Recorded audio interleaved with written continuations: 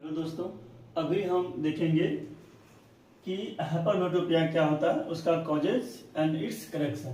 तो हेडिंग लिखा हुआ है explain hypermetropia, right its causes and correction. What is hypermetropia, its causes and correction अभी हम लोग एक्सप्लेन करेंगे। तो ये जो डायग्राम बना हुआ है ये हाइपरमेट्रोपिक आई का डायग्राम है, और हाइपरमेट्रोपिक आई में जो इमेज फॉर्म होता है वो रेटिना के बाद होता है। तो ये वाला जो पोर्शन है ये वाला आपका रेटिना है, और इमेज जो बन रहा है आफ्टर रेटिना बन रहा है। लेकिन in the case of myopia में क्या हुआ था कि image form before retina, retina से पहले इमेज बना था। लेकिन in the case of hypermetropia image जो है वो रेटिना के बाद बन रहा है। इसका मतलब वही हुआ कि अगर कोई पर्सन को हाइपरमेट्रोपिया है तो they are able to see the distant object, यानी कि दूर की ऑब्जेक्ट को देखने में उसको इजी होगा, but they are not able to see the nearby object clearly. So इसका एक्सप्लेनेशन क्या है? It is the defects of vision in which a person can see far object और distant object. Far object and distant object meaning same हुआ, clearly but cannot see nearby object clearly if any person is suffering from hypermetropia। तो क्या होगा कि they are able to see the distant object। why they are able to see the distant object? because image form after retina। अगर किसी person को hypermetropia है तो वह दूर के ऑब्जेक्ट को देख सकता है, नजदीक के ऑब्जेक्ट को नहीं देख सकता है। इसके पीछे रीजन क्या है? रीजन ये है कि इमेज बनता है आफ्टर रेटिना। अब देखते हैं कि इसका कॉज क्या है।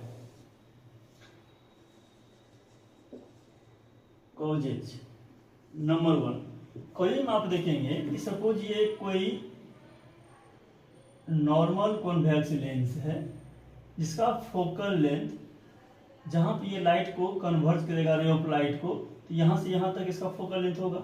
अगर हम इस लेंथ को क्या करें, थोड़ा सा स्ट्रेस कर दें, इसकी लेंथ को बढ़ा दें, ये जो लेंस है इस लेंस के लेंथ को इंक्रीज कर दें, तो सपोज कि ये लेंस थोड़ा सा ऐसा लेंथ इंक्रीज हो गया। अब इसका फोकल लेंथ क्या होगा? यहाँ से कोई रे ऑफ लाइट पास करेगा जाके यहाँ कन्वर्ज होगा, तो इसका फोकल लेंथ क्या हो गया? इंक्रीज हो गया।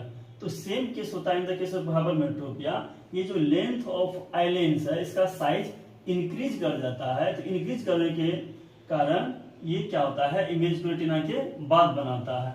तो फर्स्ट आप पॉइंट क्या लिखेंगे कि length of eye lens increase, length of eye lens increase करेगा। अब सोचिए कि कोई एक रबर है, कोई एक रबर है, और ये रबर का ये जो थिकनेस है इसको अगर आप खींच देंगे, इसको स्ट्रेस कर देंगे, इसका जो थिकनेस है वो डिक्रीज कर जाएगा।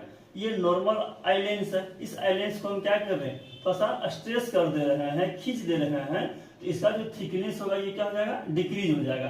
तो उस थिकनेस को क्या बोलते हैं? कर्वेचर। तो नंबर 2 पर लिखेंगे curvature of eye lens decrease हो गया। और क्या होगा? थर्ड पॉइंट क्या लिखेंगे?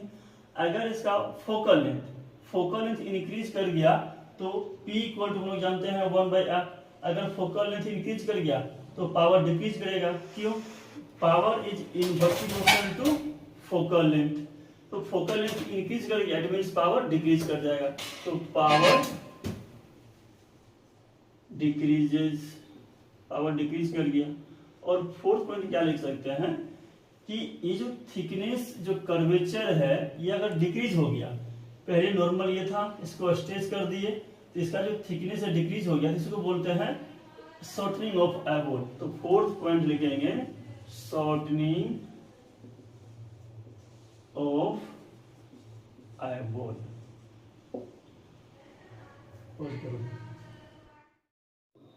अब हम देखेंगे करेक्शन ऑफ हाइपरमेट्रोपिया कैसे होगा।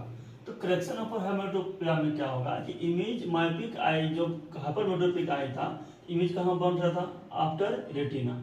तो हमको क्या करना पड़ेगा कि इस रे ऑफ लाइट को पहले कन्वर्ज करना पड़ेगा। और कन्वर्जिंग जो लेंस है वो कौन सी लेंस होती है? Converging lens, convex lens. तो इसीलिए जो करेक्टिव लेंस है ये कैसा है? कॉन्वेक्स लेंस है, कन्वर्जिंग लेंस है।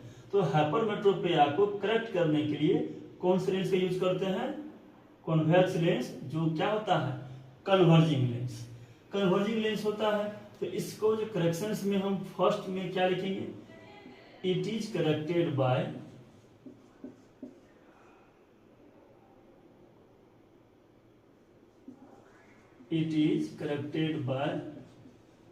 Convex lens. कॉन्वेक्स लेंस से ठीक होगा। और कॉन्वेक्स लेंस का नेचर कैसा है, कन्वर्जिंग या डाइवर्जिंग। कहने का मतलब ये हुआ कि ये जो कॉन्वेक्स लेंस है, ये रे ऑफ लाइट को क्या करता है, एक पॉइंट पे कन्वर्ज करता है, और ये कॉन्वेक्स लेंस है, ये क्या करता है, रे ऑफ लाइट को डाइवर्ज करता है। तो हम यहाँ पे कौन सा लेंस यूज किए हैं करेक्टिव लेंस में, कॉन्वेक्स लेंस। इसका नेचर कैसा होगा, converging lens. So it is corrected by convex lens. And next में लिख सकते हैं it is corrected bye converging lens. Converging lens having focal length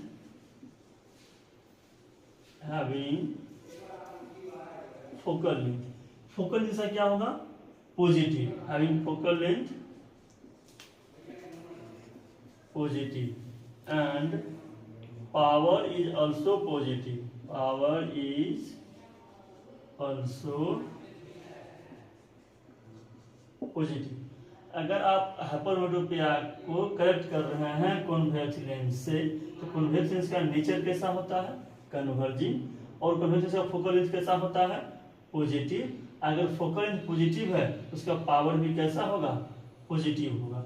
ये हो गया करेक्शन ऑफ हाइपरमेट्रोपिया। इसका मतलब ये हो गया कि अगर आप क्वेश्चन सॉल्व करते हैं रिलेटेड टू हाइपरमेट्रोपिया, तो जो करेक्टिव लेंस का वैल्यू निकालने के लिए आता है, उसमें आपको अगर वैल्यू जो पावर ऑफ करेक्टिव लेंस है अगर वो पॉजिटिव निकल के आया तो आपका आंसर सही होगा, अदरवाइज आपका आंसर रॉन्ग होगा। Thank you.